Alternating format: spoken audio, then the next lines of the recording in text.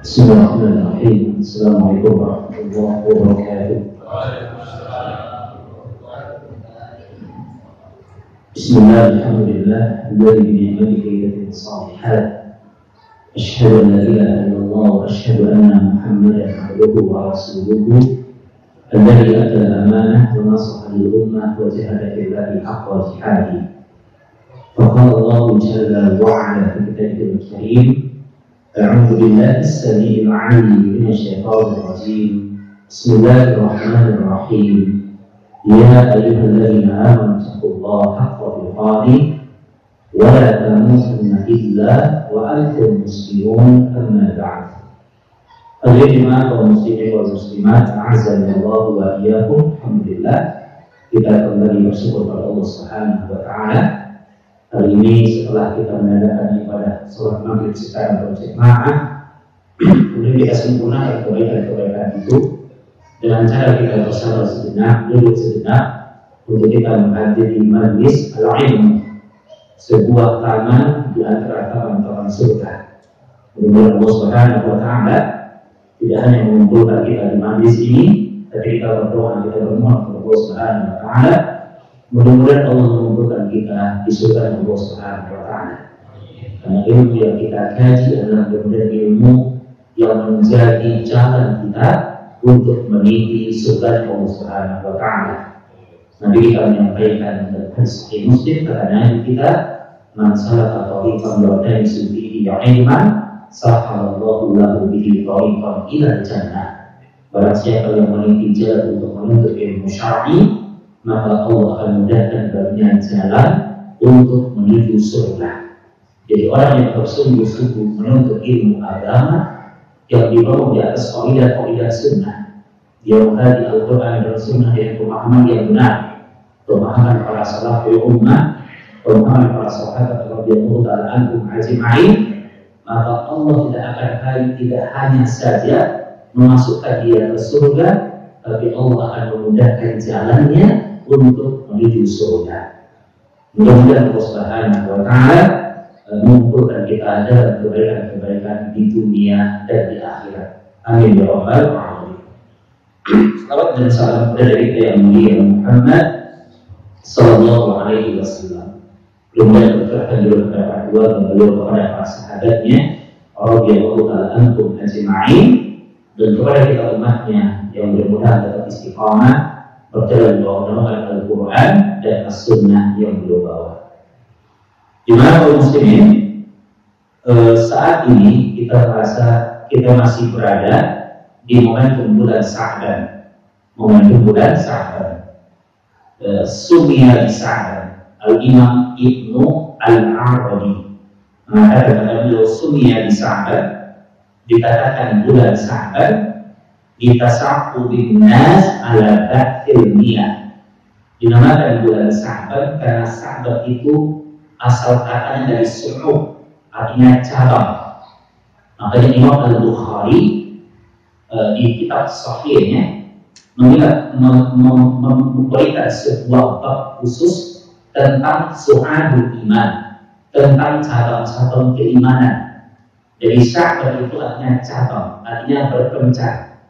Jadi orang jahil zaman dahulu mereka telah mengenal bulan Sa'ban.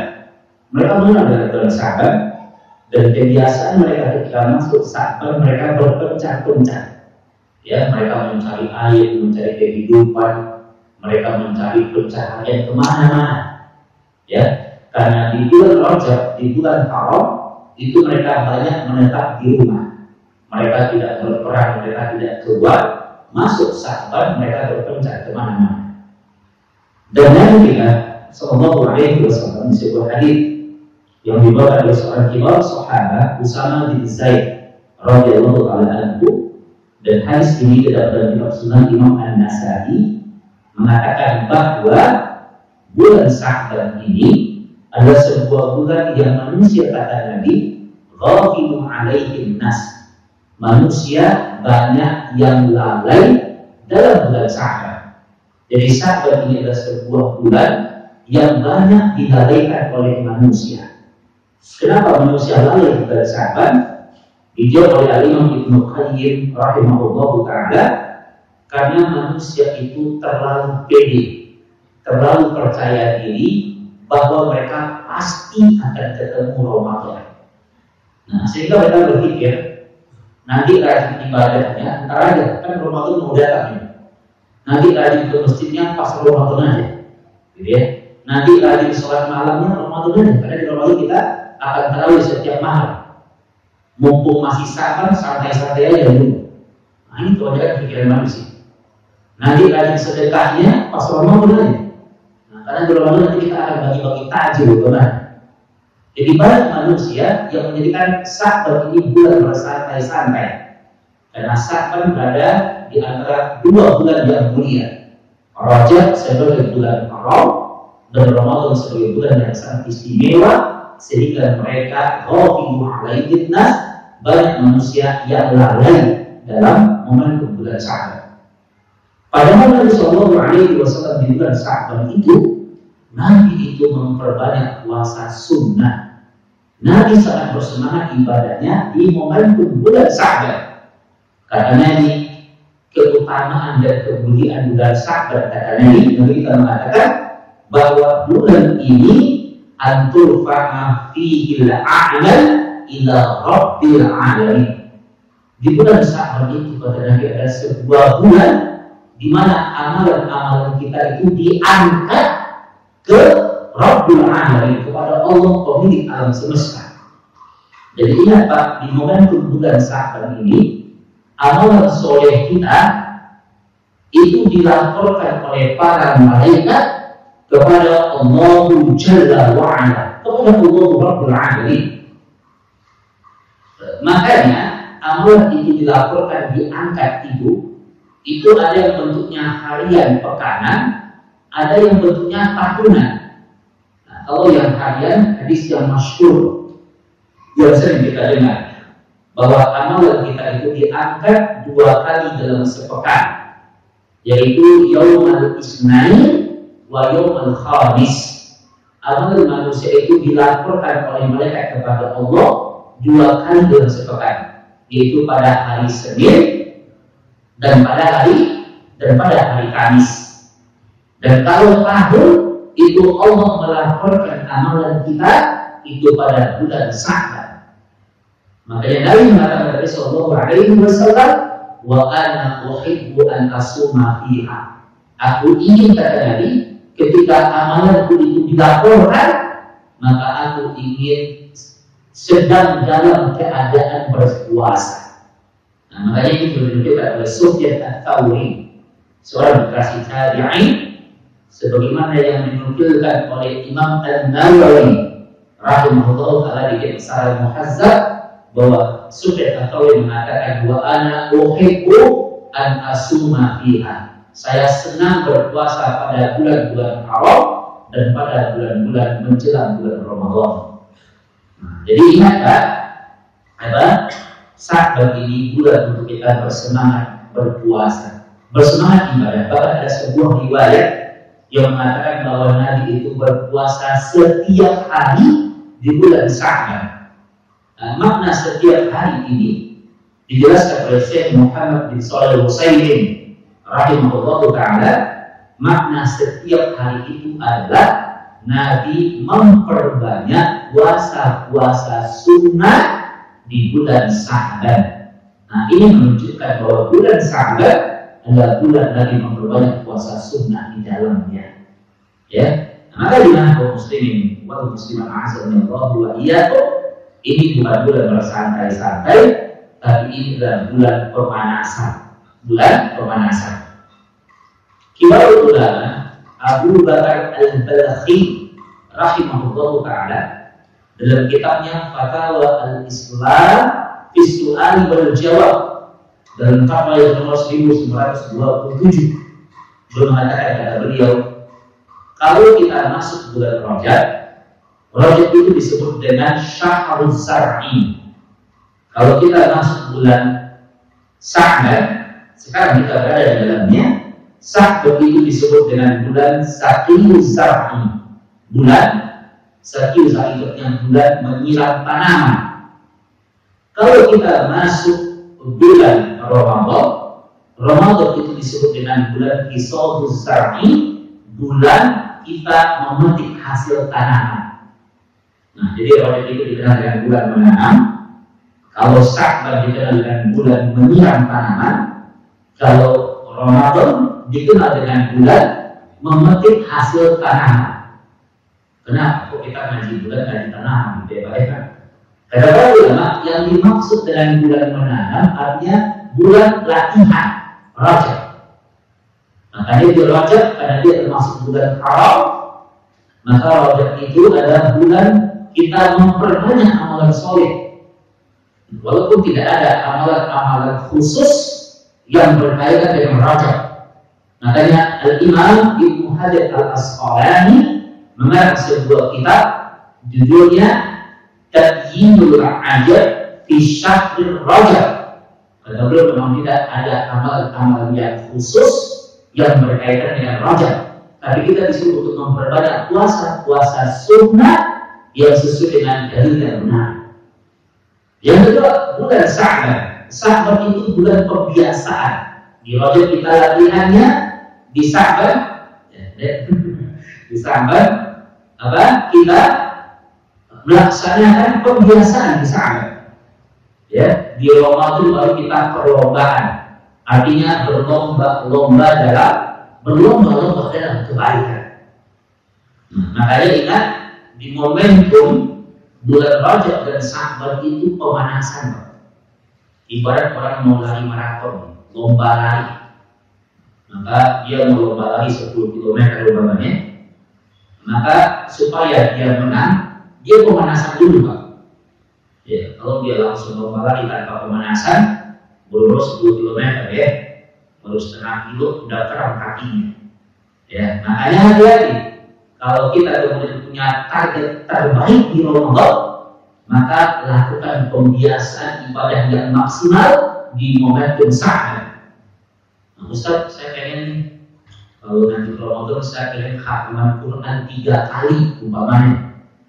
Maka caranya antum biasakan baca Quran di momentum Sya'ban. Kalau antum terbiasa mengkhatamkan Quran di Sya'ban, masuk Ramadan antum akan mudah untuk mengkhatamkan Quran.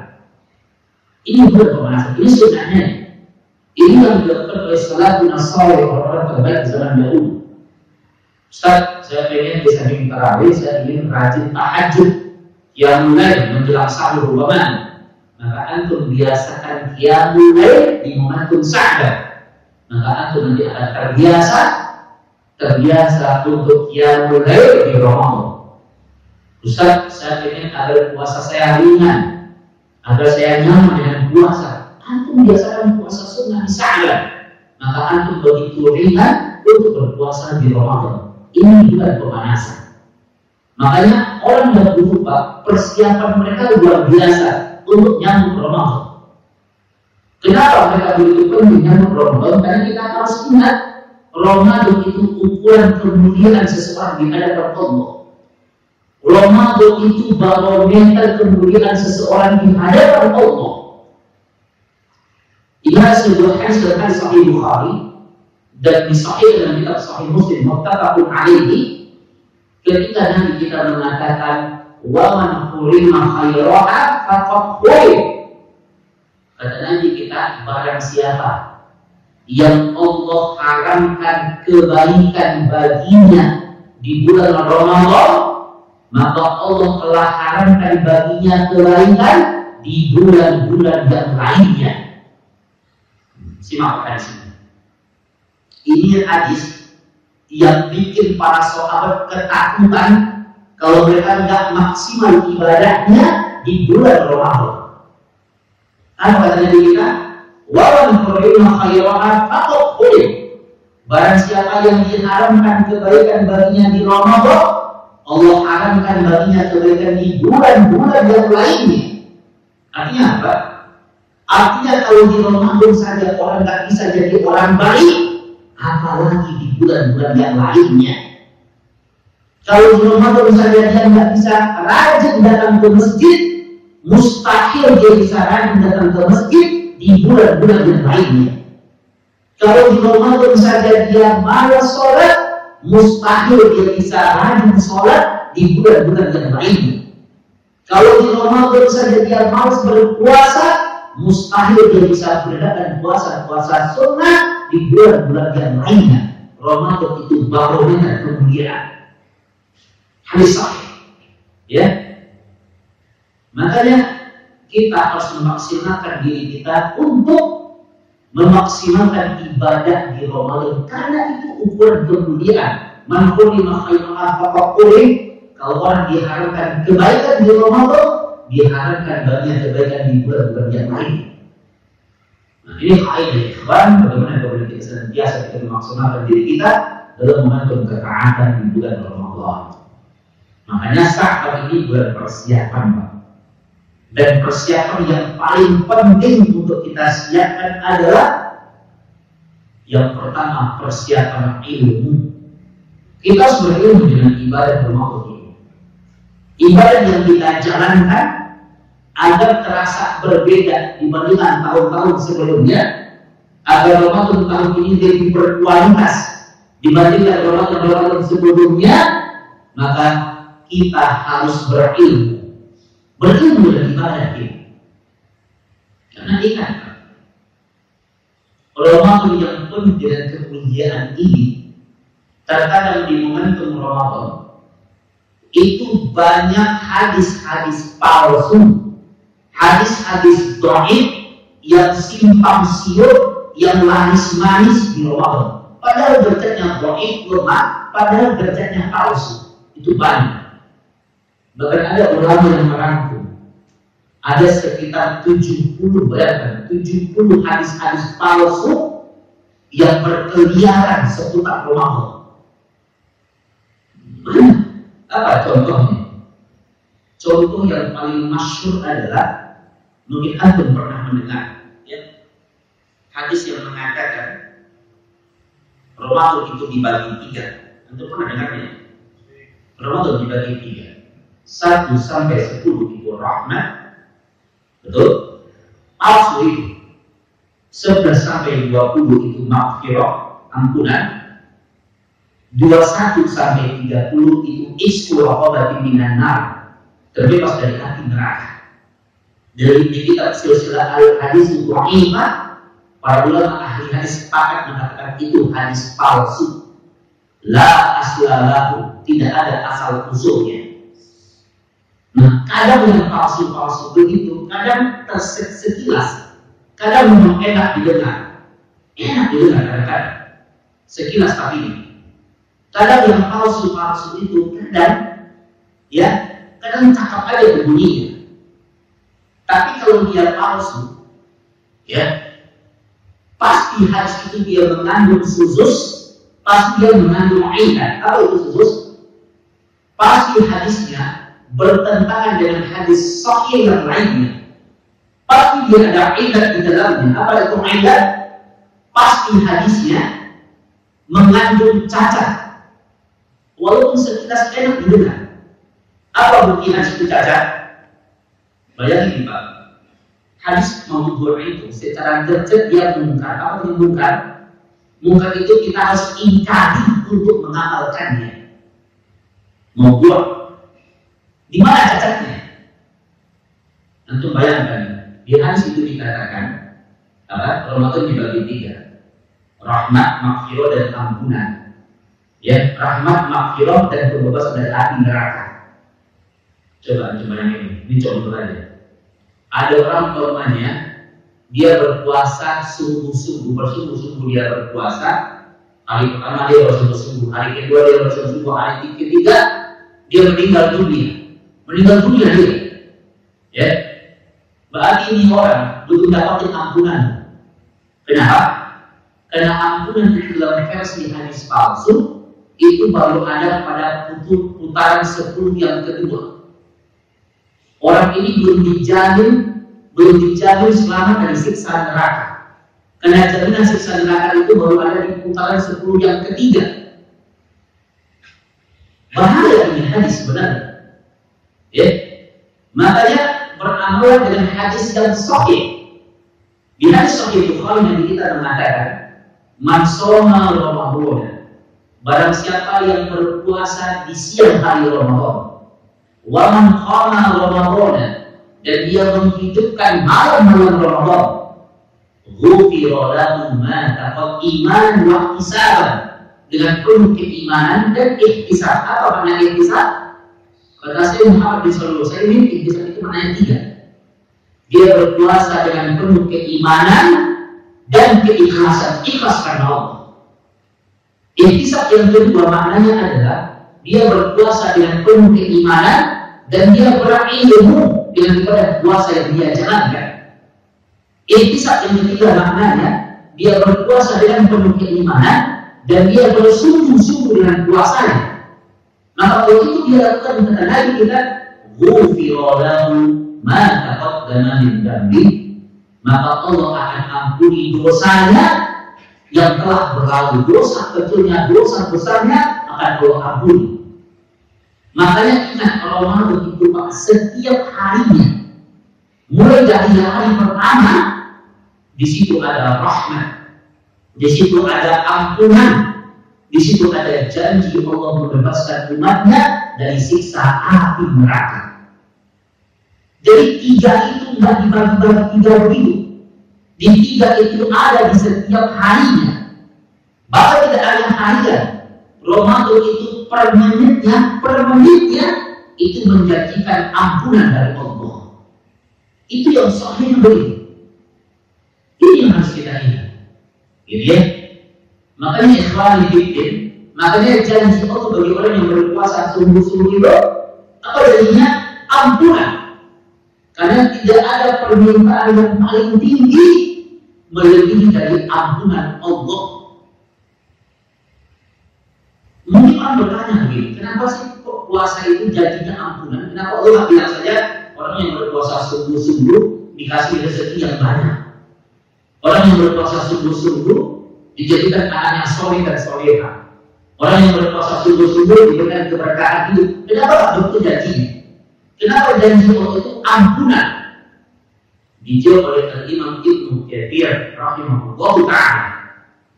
Imam Ibnu Katsir, in ghafarta laqad aflahta. Karena jika Allah sudah mengampuni dosamu, jika Allah ampuni dosamu, maka selesai urusanmu. Kalau Allah ampuni dosamu, selesai urusanmu. Apa makna aflahta? Apa makna selesai urusanmu? Dimudahkan jalanmu di dunia dan dimudahkan langkahmu menuju surga. Dapat semuanya. Kalau Allah sudah ampuni dosamu, engkau dapatkan semuanya kebaikan dunia dan akhirat. Kenapa begitu sulit masalah kita? Semuanya kena dosa. Kenapa ada keberkahan yang dicabut dalam kehidupan kita? Karena dosa jawabannya. Kenapa tidak tenang hidup kita? Kenapa begitu banyak malapetaka yang menimpa kita? Semua jawabannya karena dosa. Kenapa begitu sempit rezeki kita? Kenapa tidak tenang hati kita? Kenapa berantakan rumah tangga kita? Semua jawabannya karena dosa. Karena Allah jika mengampuni dosamu, maka selesai urusanmu. Makanya Ramadan itu menjanjikan kemuliaan itu dengan jalan Allah mengampuni dosa kita. Makanya penting kita untuk berilmu dengan ibadah Ramadan. Banyak hadis-hadis palsu. Ya, ada lagi yang terkenal apa tuh? Naumus shaim ibadah. Tidurnya orang berpuasa ibadah. Sehingga dia tidur seharian. Betul sih kalau daripada dia gunjingin orang, mendingan dia tidur aja dan dia. Tapi itu bukan hadis yang sahih, ya. Itu maudhu'. Tadi kita bilang kalau yang maudhu' pasti dia mengandung cacat. Apa yang cacat dari hadis ini? Karena Nabi itu justru masuk Ramadan, Nabi itu bergadang di malam hari. Satu-satunya bergadang yang diizinkan dalam syariat itu bergadang dalam rangka menegakkan ibadah di malam-malam Ramadan. Anda simak hadisnya. Nabi kita mengatakan idza daqala al-ashrul awakhir min Ramadan. apabila sudah masuk 10 hari terakhir di Ramadan. Ngapain Nabi? Kata Aisyah, syadda bi'idharom. Nabi itu mengencangkan ikat pinggangnya. Apa namanya mengencangkan ikat pinggang? Nabi itu makin semangat ibadahnya. Jadi orang Arab kalau menunjukkan semangat, Pak, itu mereka katakan kencangkan ikat pinggang. Kalau orang Indonesia semangat itu bilang apa? Sing-singkan dengan baju. Ini antara ikat pinggang dengan baju. Ilmu sastra ini. Nabi itu mengencangkan ikat pinggang. Ya. Kemudian Nabi itu wa'aiqadhu ahlam. Nabi itu membangunkan semua keluarganya. Dibangunkan sama Nabi. Wa ahya di hadisnya wa ahya lailahu. Nabi itu menghidupkan malam-malamnya, bukan tidur, tapi dihidupkan malam-malamnya, menghabiskan malam dengan berzikir kepada Allah, dengan membaca Al-Quran, ya. Dan Nabi itu kalau masuk Ramadan, Nabi, para sahabat dan para salafun saleh, orang-orang terbaik zaman dahulu, mereka begitu sedikit tidurnya di bulan Ramadan. Mereka tatajafa junubuhum 'anil madaji'. Mereka menjauhkan lambung-lambungnya dari tempat tidurnya. Jadi bukan kebanyakan tidur, perbanyak i'tikaf di masjid. Ya, jauhkan lambungmu dari ranjangmu. Jauhkan lambungmu dari ranjangmu, dari tempat tidur. Doa kepada Allah, minta kepada Allah. Ya, nah ini kaidah bagaimana kemudian kita mengamalkan hadis-hadis yang sahih. Berilmu dengan ibadah Ramadan dan berilmu. Kata para ulama, Syekh Muhammad bin Shalih mengatakan kata beliau, kita nih, kata beliau ya, kita mengetahui orang yang berilmu, kata beliau dari sisi berbuka puasa dan buka puasa nih, buka puasa itu kita ketahuan mana yang berilmu dan mana yang tidak berilmu. Kata saya kata kita melihat orang yang berbuka puasa aja, itu ketahuan mana yang berilmu dan mana yang tidak berilmu, mana yang alim dan mana yang jahil, kelihatan. Makanya kita yang udah ngaji ini berbuka puasa, berbuka dengan ilmu, dengan landasan ilmu. Gimana cara kita berbuka puasa? Nanti kita mengatakan kepada Nabi Sallallahu Alaihi Wasallam, nanti kita idza aftara ahadukum, kalau kalian ingin berbuka puasa, falyuftir ala tamrin, maka berbuka puasalah dengan kurma. Disuruh buka puasa sama Nabi dengan kurma, dengan kurma. Awal buka puasa dengan kurma.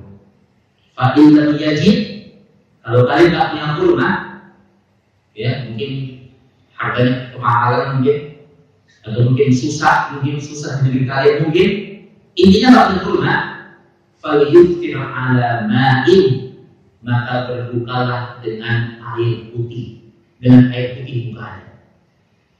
Jadi mengawali buka puasa, ya tentu kita berdoa kepada Allah, ya doa buka puasa.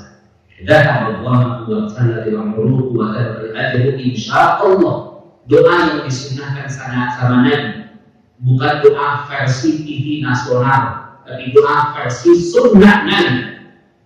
Baca doa dan cicipi kata dia, Pak, kurma dan air putih, berbuka dengan kurma dan air putih.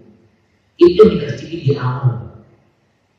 Ya, boleh Pak antum nikmati kolak boleh, nikmati apa lagi, cendol boleh, es teh manis sirup silakan nikmati, jangan berlebihan, jangan mubazir, silakan nikmati. Tapi maksud dari ayat sini apa maksudnya?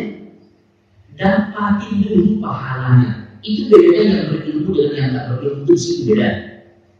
Dapatin dulu sunnahnya, di situ pahala besarnya.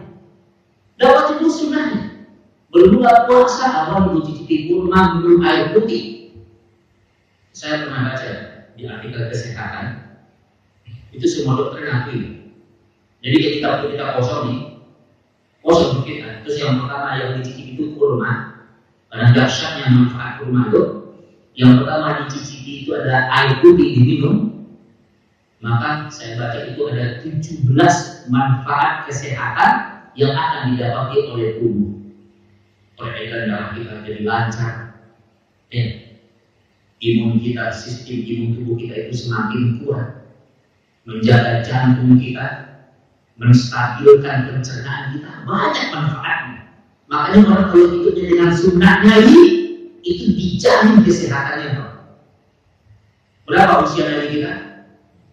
Dalam satu riwayat ada mengatakan 62, ada 63. Nabi kita 63 tahun usianya, Nabi kita cuma 2 kali sakitnya. 2 kali sakitnya. Pertama ketika beliau disihir, yang kedua ketika beliau menjelang sakratul maut. Seumur itu cuma 2 kali sakitnya. Sama yang dikatakan 2 kali, tapi 2 kali dalam 1 pekan. 2 kali dalam 1 pekan gitu. Kita mau olahraga. Saat aneh boleh setiap hari Ustaz. Wah, lari maraton setiap hari iya. Tapi masalah makanan kita nggak terjaga kadang-kadang. Semua disikat semuanya. Ini jadi masalah. Makanya kalau kita hidup dengan sunnah Nabi, dijaga kita. Makanya kata Nabi pun menurut air putih itu fakir namun tohur. Mana yang tohur?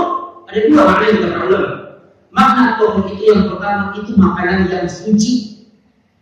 Makna tohur yang kedua kata ulama, tohur itu yang makanan yang direkomendasikan sama Allah. Ada nggak rekomendasi yang paling tinggi melebihi rekomendasi Allah? Antum nih kalau lagi sakit dibilang sama dokter, Pak, mulai sekarang nggak boleh makan nasi ya, makannya bubur doang. Nggak usah dikasih garam, bubur doang Pak. Kita taati sama arahan dokter. Padahal bubur itu arahan itu benar. Kita datang ke dokter lain, beda lagi itu arahannya. Tapi banyak dari Allah yang mengasih rekomendasi kita. Maka mari kita dapatin pahala. Ini bulan menjulang pahala yang besar. Antum dapatin dulu pahala. Lalu untuk nikmati yang lain, silakan nikmati yang lain. Kadang kan uniknya Ramadan yang kita gitu ya, kadang muncul makanan-makanan yang kadang nggak kita temukan di bulan yang lainnya. Nah itu keberkahan Ramadan itu nikmati aja. Dunia ini boleh kita nikmati, asalkan nggak merusak akhirat, asalkan nggak merusak agama dan tidak mencederai sunnah. Silakan dunia ini kita nikmati. Ya, nah, silakan. Tadi apa? Dapatin dulu pahalanya. Nah ya, jadi jangan lupa ya, minum air putih, makan dulu kurma, Allah akan berikan keberkahan. Sunnah yang biasanya kecil-kecil, jangan tinggalkan. Pahala yang besar dan tidak ada satu tujuan syariat turun kecuali di antara faedahnya menjaga kemaslahatan kita. Pasti baik untuk kita. Dan segerakan berbuka hari, segerakan berbuka hari. Jangan puasanya sambung menyambung, puasa wisol. Puasa yang sambung menyambung itu jadinya sesat. Itu puasanya orang-orang Syiah. Ya. Jadi puasa prinsip ibadah puasa itu apa? Ta'jilul iftar wa ta'khirus sahur. Segerakan berbuka, akhirkan makan sahur. Apa poin menjadikan berbuka? Menjadikan berbuka itu artinya adalah ketika azan maghrib sudah berkumandang di lapas azan yang pertama, jangan nunggu yang terakhir, keburu habis kolaknya. Di lapas yang pertama, Allahu Akbar, antum batalkan. Azan maghrib di tempat tinggal antum. Jangan sampai antum tinggal di Bogor, ikuti azannya Surabaya, batal dosanya. Ya, azan maghrib ya, jangan azan asar. Karena azan maghrib dan azan asar itu sama bunyinya ya. Nah, jadi azan maghrib itu batal, itu apa namanya? Membatalkan segera itu azan maghrib berkumandang. Batal. Antum yang kerja nih, ya kerja maghrib pasti terjebak macet di jalan tol umpamanya, siapin di mobil antum itu air mineral, siapin.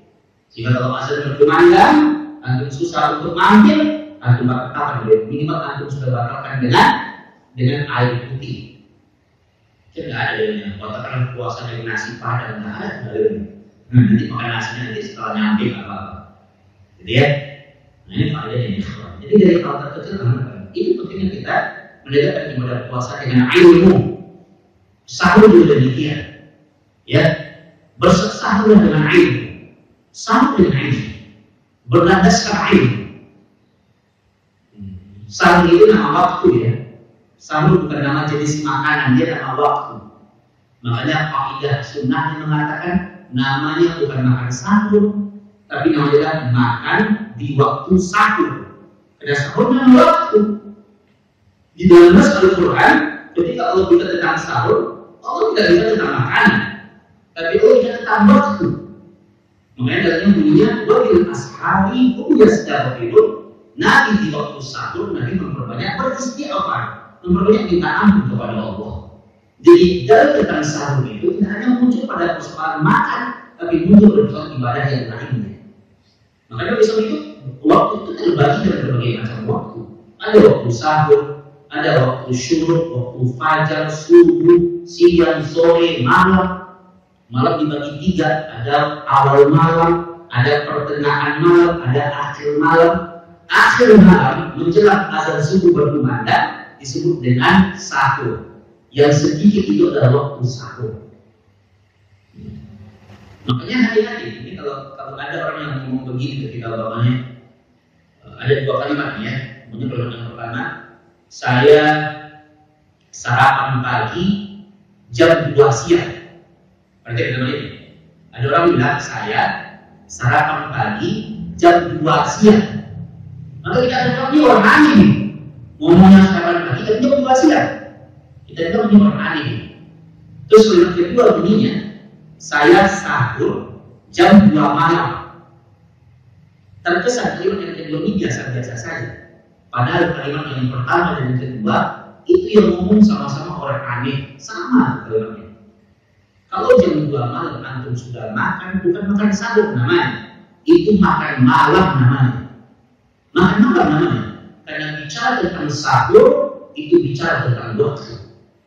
Makanya ketika Aisyah ditanya tentang bagaimana Nabi sahur, Aisyah mengatakan Nabi itu sahur sama dengan tadi membaca surat Al-Baqarah maka 50 ayat, 70 ayat atau 100 ayat.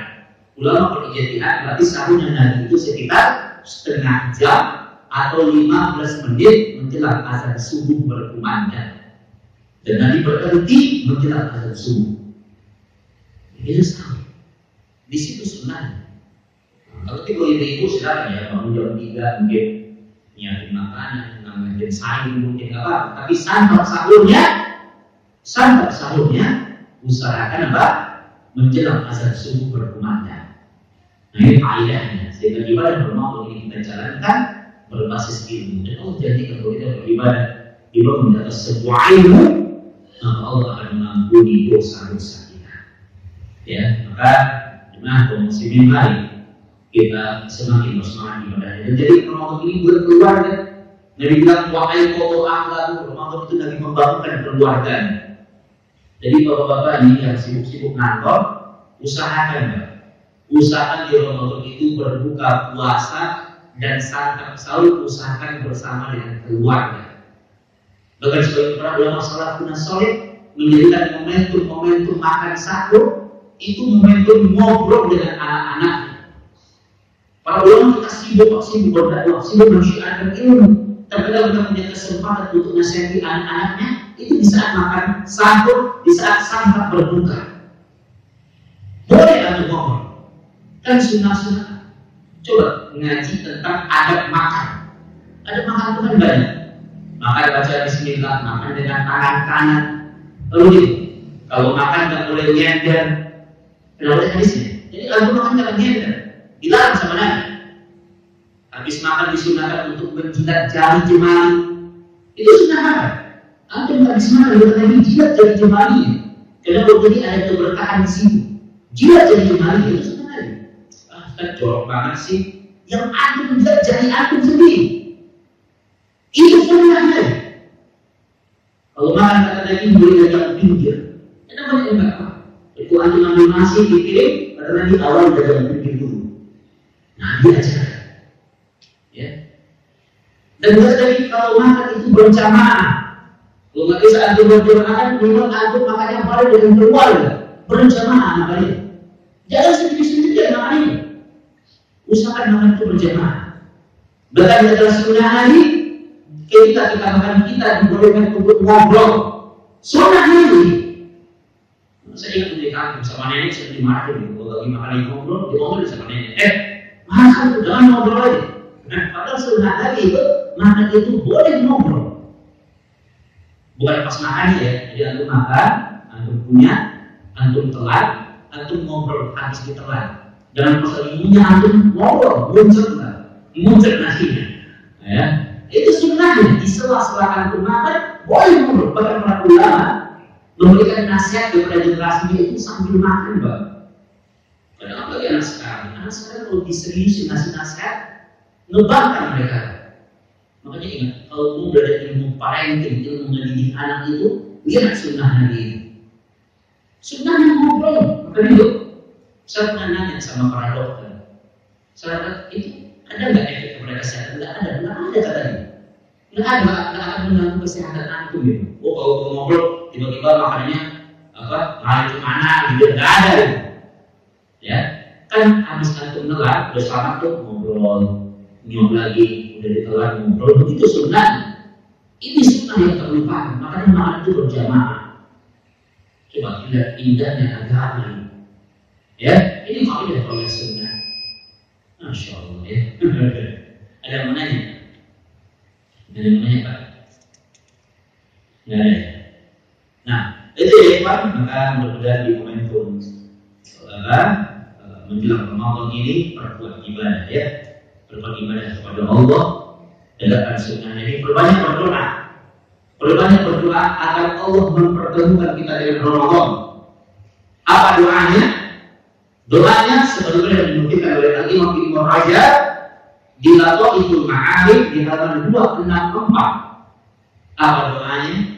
Doanya adalah Allahumma sallimni ila Ramadan wa sallimni Ramadan wa tasallamtu minni mutaqabbalan. Ini doanya. Jadi oleh Al-Imam Ibnu Rajab di Lataiful Ma'arif. Allahumma sallimni ila Ramadan. Ya Allah, antarkan aku ke bulan Ramadan. Wasallimni Ramadan, dan antarkan Ramadan kepadaku. Wa tasallamtu minni mutaqabbalan, dan terima amal ibadahku di bulan Ramadan. Ini doa yang mengandung pengharapan kepada Allah. Doa. Dan kalau kita ketemu dengan Ramadan, manfaatkan, maksimalkan. Ya, ini yang tadi ya. Kalau kita nggak maksimal di Ramadan, maka kita tidak akan pernah maksimal di bulan-bulan yang lainnya. Ini barometer, ini indikator keimanan. Maka jangan sampai kita termasuk orang-orang yang diharapkan kebaikan oleh Allah di bulan Ramadan. Mudah-mudahan Allah memaafkan kita semuanya, menyayangi kita semuanya, membimbing kita dan memudahkan jalan kita untuk menuju surga Allah Subhanahu wa Ta'ala. Kita ngaji untuk mendapatkan kesejukan ilmu. Kita ngaji untuk apa? Untuk mengayomi, bukan menyakiti. Kita ngaji untuk menjelaskan, bukan meresahkan. Makanya dakwah sunnah itu dakwah yang insya Allah menghadirkan kebaikan untuk kita ya. Kita tidak merasa paling benar. Demi Allah, anak kalau ngaji, anda tidak merasa paling benar. Tapi kita bersama-sama dengan izin Allah mencari jalan kebenaran. Bersama-sama nih. Makanya insya Allah Allah membimbing kita kepada jalan-jalan kebaikan yang diridhoi oleh Allah Subhanahu wa Ta'ala. Nah, mudah-mudahan bermanfaat. Nafa'allahu wa iyyakum bil ilmi nafi' wal amal shalih. Wa sallallahu ala Muhammadin wa ala alihi wa sahbihi wa sallam. Mari kita tutup dengan doa taqabbal majlis. Subhanaka Allahumma wa bihamdika asyhadu an la ilaha illa anta astaghfiruka wa atubu ilaik. Wa akhiru da'wana alhamdulillahi rabbil alamin. Assalamualaikum warahmatullahi wabarakatuh.